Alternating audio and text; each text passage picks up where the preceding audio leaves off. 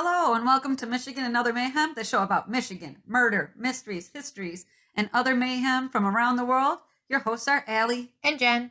Okay, Jen, let's do this thing. Allie. Jen, what up, doe? Da-da-da-da-da. Ta-da! Was that your fake podcast music? Yep. Getting the jump on it? One day we're going to have to upgrade that. Oh, yeah. So, did I tell you that, your brother and I recently went on vacation? Vacation on a pandemic is definitely different. I avoid other human beings as a rule anyway. So that part's not too hard. But the other part is we went to a city, and we're not from a big city. We don't often go to a big city. The amount of homeless people willing to shit on a sidewalk was amazing. Oh, goodness. Or willing to take a piss in front of you. Like, but wow. I will give props to New Orleans as for every person I saw shitting or pissing on the sidewalk, I saw at least 3 city workers cleaning the sidewalks. They wash the streets every other day. They wash the sidewalks. There were a couple places I saw them daily washing down the sidewalk. I mean, there's a reason why they're doing it, but props. You're not, you know what I'm saying? Right. You're not letting it go. Yeah. You're not letting it get crazy. You're cleaning it up as it happens. And maybe they should put out bathrooms. Right. Well, I know that when you have homeless people, it's often the warmer the weather, the bigger the homeless issue, because Michigan will try to kill you with its environment. But you can survive in Louisiana, you know what I mean? Because it's warm. Right. You won't, you're not, possibly you won't die for 4 months out of the year. Right. So I was just so I know because it's warm, they have a bigger issue. Plus it's a big city, but, yeah, I don't know. Well, I still had fun though. But I was just I'm not a city girl, but I did have a good time. I'm a city girl, not live in a city girl. Right. Yeah. I agree. Well, here while you were gone, yeah, the plague continued because I got better for a hot second, and then it was screw you, Jen. Here's a whole nother round of illness. Ooh. So it's just been me and the dog trying to survive. Jeez. I'm so sorry. Craziness. This is 2020. I've been sick more in 2020 than I have in years. So I guess it's just hey, you had 20 years of nothing. So let me just hit you. Right. I was plus Apollo is a good snuggler. So if it's going to happen, let it be a snuggler. And that you've been sick for a long time. This would be week 3. Oh, God. With a couple days off, that you just don't even care. It's just, I woke up this morning, sore throat, headache, and I'm okay. You're this is just a regular day. Yeah. I guess this is how I wake up now. Yeah. Oh, it's craziness. So what do you got for me today? I want to tell you about the 1832 cholera epidemic and some 2 really popular dudes that come out of it. And do you know, it basically, with cholera, you basically shit and vomit yourself to death. But what have you got? Speaking of pooping. that makes me feel a lot better that, it could be worse. It could be true. I didn't think about that, but it could be worse. Yeah, so that's good. It's a short story because it's ongoing. I ran across it last night. Okay. And it is the murder of Sarah and Laura Tanner and Forrest and Neil Sampson of Sumter Township. It's an ongoing case. Nice. Okay. So I don't have too much for everyone, but it's definitely one that we'll be following. Okay. Sweet. You want me to go first? Yeah, because I actually know the story that you're talking about. And really? It's a bummer. Yes. So maybe you can add to it. I originally saw it when a friend was talking about who lives in the area of where the murders happened. I was talking about man, why are there cops everywhere today? Blah, blah, blah. Talking about what a pain in the ass it was. And then the next day was oh, shit. Well, maybe Yeah. you'll have something a little bit more to add because I couldn't find much on it. There's not a lot out there. Yeah, Yes. in August, the police received a call. The dispatcher heard two people arguing, and they took that. This is the cool part about. I always worry about this when you dial 911 on your cell phone. Can they find you? Yeah. Yeah. And yes, they do. Yeah. They Right. they took the cellular call and pinpointed where the call came from. And when the cops got to the scene, all four, Sarah, Laura, Forrest, and Neil, were found shot and deceased. Right. The police focused their search on Raymond Bailey, age 37. And right here, I'm going to tell you, I searched around trying to figure out really how did you focus on this guy? Like you're at the scene and you just immediately, now I have an idea, which I'm going to tell you in a minute. Yeah. But, well, one of the things is the two girls, Laura and Sarah, I think, are sisters, and the two guys are brothers, and they're all cousins to each other. Yeah. Well, Laura was in an abusive relationship with Raymond. Yep, and that's what I found that Raymond and Laura dated, they were engaged for a period of time and had a violent relationship. Like a year before the murders, Raymond was charged with assault with intent to do bodily harm and a domestic violence misdemeanor. But Laura didn't show up at court, so of course those charges were dismissed. Right. But they talk about how, there was a manhunt for this guy. Right. And that's the thing. So I guess they were just going off the fact that, hey, the only lead they got is that she was in this previous violent relationship. And which my understanding is he did threaten to kill her previously. Right. Yeah, like in different abusive relationships, sometimes they threaten to kill you. Sometimes they threaten to kill themselves, in order to control you. I think he was a I'll kill you and everybody you love type of person. Right. Obviously. Yeah. Could be. Yeah. If it was him. Right. A few days later, Raymond did turn himself into the police. Yeah. He was in the Bay City area. And then police say they have information that Raymond confessed to the murders to family and friends. Well, yeah, they said that as he was driving around, he's calling and texting people saying he did it. Yeah. And that when he goes before he turns himself in, or he calls to turn himself in, he jumps over this divider and hurts himself. And then he's in the hospital bed. I watched this video of him being arraigned, and he's in this hospital bed. And he asked the judge if he could be released so that he can get his medical affairs in order so he can receive good health care. And the judge denies his request. I'm like, I believe you're a murderer. Right. You're like, can I get out so that I can get my shit together? They're like, no. No. You fucking idiot. I didn't see that. Oh my God. Yeah, that's the only part of the I watched the video. He's like, oh, look at all sad and shit laying in the hospital bed. You're fucking fine. Right. Not to be the meanest person. Sorry. He did not confess to the murders to the police. Right. No. And he's currently being held as the alleged shooter. Yeah. Is what I guess keep an eye on this, because it's these are those moments where you just want to know why. Why did you decide to kill them all? Yeah. Well, it could be one of those, he's going to go kill her, and when they try to help her out, he's like, I'll just kill all of you. Go on just a murder spree. Murder spree. Right. There was a handful of things in the news in the past couple months when I looked up murder in Michigan. It was wow, we had August to November's been busy. Okay. We've had a few things go down in that time. Right. Well, I'm going to tell you about something that went down in 1832. Okay. So there's been some time for us to get over it. Okay. Almost 200 years. But I got my information from this book called Michigan Legends. It's by Cheryl James. The Mayo Clinic, because I wanted to figure out exactly what happens when you have cholera. So the mayoclinic.com. Wikipedia, the World Health Organization, because I kept going because I can't stop myself sometimes, and michigantoday.umich.org.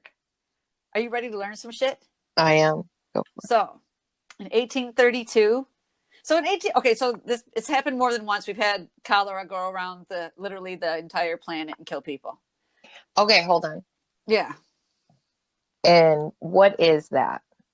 Okay, I'm going to explain it in a hot second, but I Okay. also want to say that I've always pronounced it cholera, and then I'm listening to this podcast and they pronounce it cholera, and I could not. I don't know what to do, but I'm going to say cholera. So so cholera is basically a bacterium. It's a bacteria, right? And it's usually transmitted to humans via unclean water, when we have water that's not been cleaned, or maybe contaminated food, like maybe you had the bacteria on your hands, you touch somebody's food while you're making it for them, they eat it, they got it, right? Okay. So still to this day, it still affects communities that don't have access to clean water, because you can't wash your hands, you can't do all sorts of things, you don't have clean water. It can quickly affect an area that has poor sanitation facilities, because to this day, cholera kills between 21,000 and 143,000 people a year. And the reason why that span is so big, the reason why it's 120,000 big span, is because if there are no outbreaks, it's about, for just like a regular year, 21,000. But sometimes when there's an outbreak, it just fucking explodes like a pandemic and 143,000 people can die. So that's the average between there, or the median, or whatever the fuck that is. Okay, so cholera can cause death. So it's just a bacteria. It can cause death within hours of the infection due to dehydration. Okay, so people infected with the bacteria, they often suffer from severe abdominal cramps, vomiting, watery diarrhea, and nausea. So should all those symptoms cause the person to dehydrate, they'll also be forced to endure excessive thirst, dry skin. You'll be lethargic. You won't be, you'll have a rapid pulse, and then you die. A lot of people die, and you can die within either hours of being in contact with somebody who has cholera and you ingesting it or whatever, or you could die days later. Some people die within an hour. Some people it takes days, but it often happens. You don't have to die, but it often happens, especially when they didn't have IVs and shit like that back in the day. So in 1832, humans did not understand yet the relationship between bacteria and cleanliness and human disease. They didn't understand that all those things went together. But this is the second cholera outbreak that had traveled the world in 1832. This has already happened before.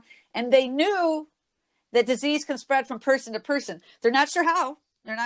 They don't know about this invisible bacteria shit, but they know it happens. So when these outbreaks occur, people cut each other off.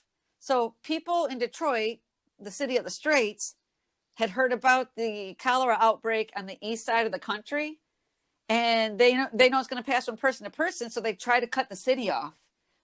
Don't accept anybody into the city anymore. Not by river, not by land. We need to cut the city off. There's a disease coming.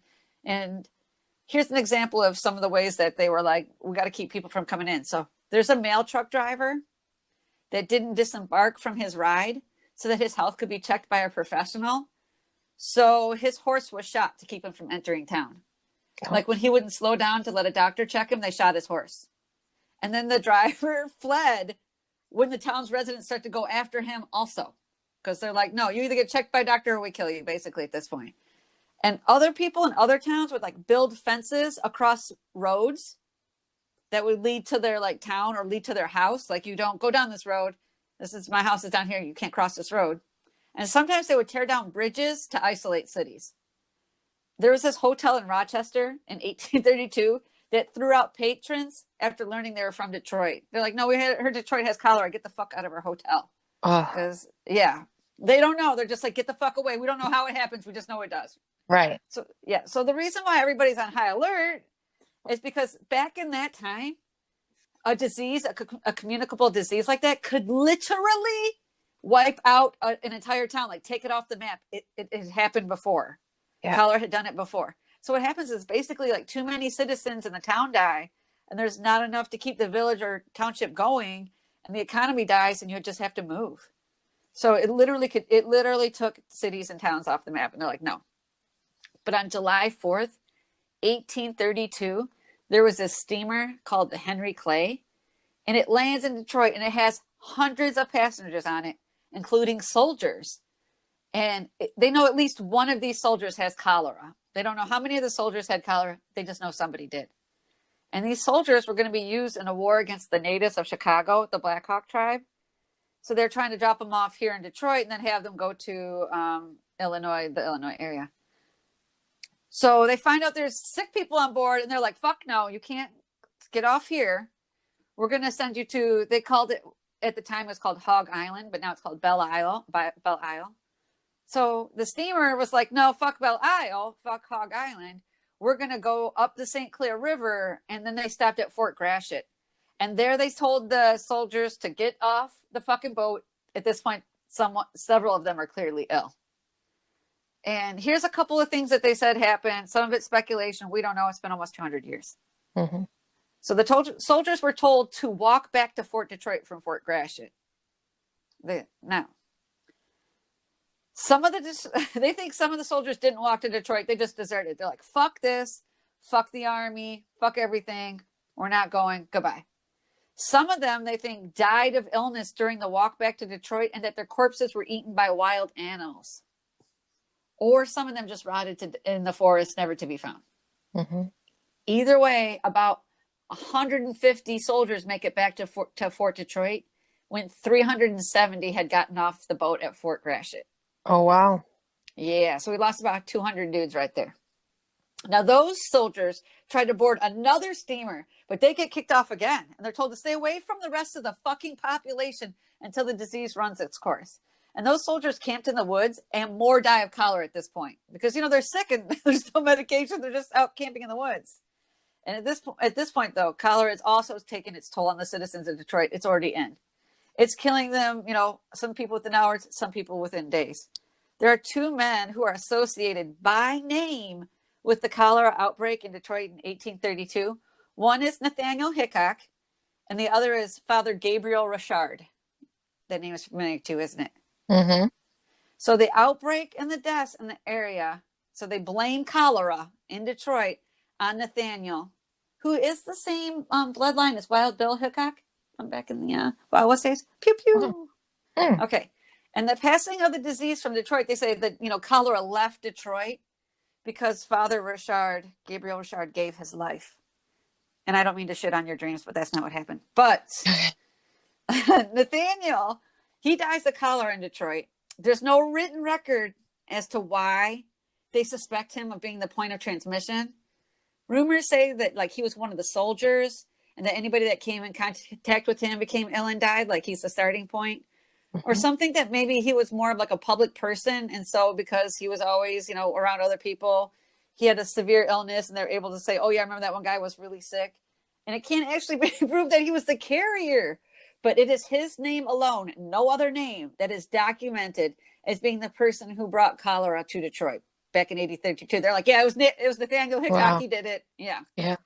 So I must have been hysterical at this point, because I wrote, this deadly communicable disease was brought to you by Nathaniel Hickok, and the letter C for cholera and the number 1.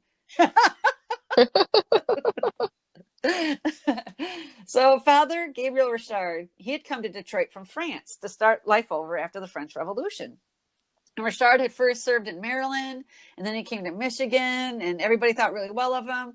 He founded 2 schools for boys, 2 schools for girls in Detroit, and he helped the building of another St. Anne Church. And because the St. Anne Church was actually rebuilt a couple of times in Detroit, and in at least 2 different places.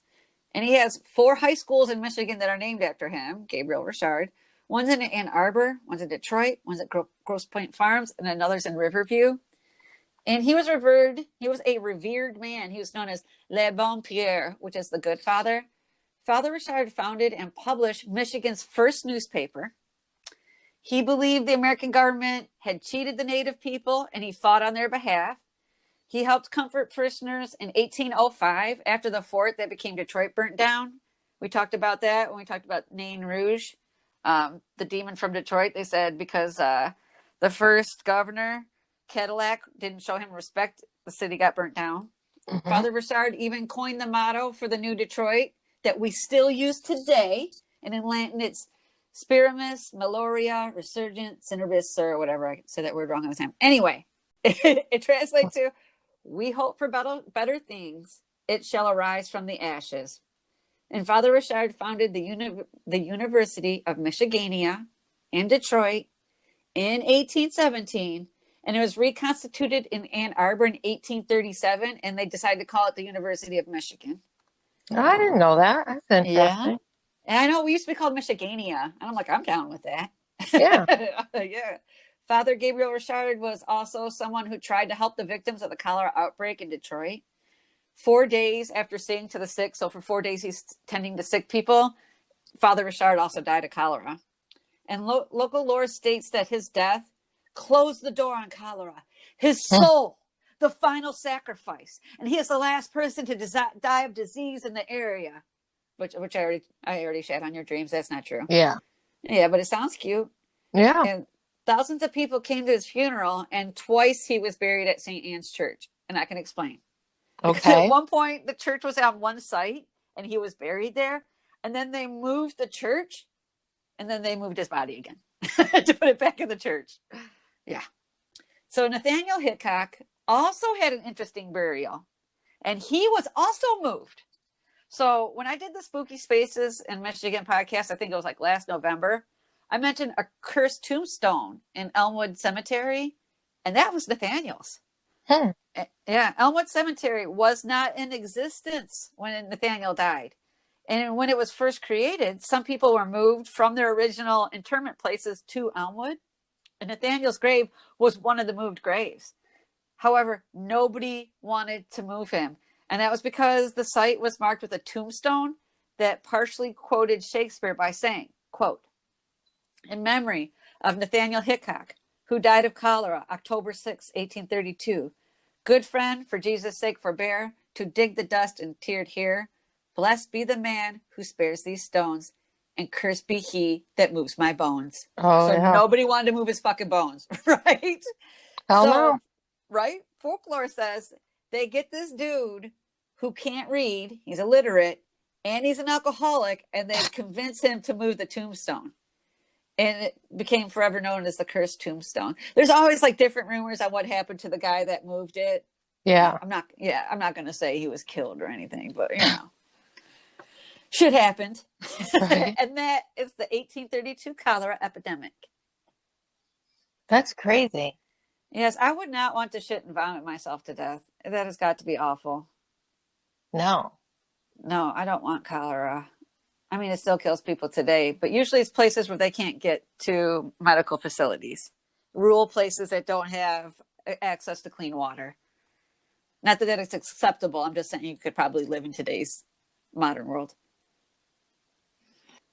Yeah. Are you bummed out? Yeah. I'm thinking, wow, that poor guy getting accused of, I know, of killing hundreds of people. And there's no proof of that. It's not like that. There was a news article in around August of this year where this guy, I think his name was Barry. There's a guy named Barry and like Glenn Chin. They're actually were charged in August with the murders. You know, there was like 11 murders in Michigan, tied to meningitis outbreak. Wow. And the pharmacist, one of them's a pharmacist like Glenn, and he sent out painted steroids to multiple. Oh, yeah. You know, and then that outbreak was in 2012. At least we know he did it. Right? This poor guy. He literally signed the paper, so we know he was the one that did it. Right. This poor Hickok guy. Yeah, he's just got a bad name. Yeah. His cousin later on, his kin, Wild Bill, will boost the family name back up. Yeah, there you go. Good for him. I felt bad for him. And yeah, his name is the only name that's listed with the outbreak as far as, he gave it to us. but they didn't even know at the time what bacteria was, or they just knew that you could get it from another person. That's right. All. That's true. That was good. All right. I will talk to you later. All right. Bye. Bye. contact us at Anchor or Michigan and Other Mayhem at gmail.com or on Facebook to join the conversation, listen to the podcast, or correct us when necessary. Rate and subscribe to our podcast on your favorite podcast provider. Bye-bye now.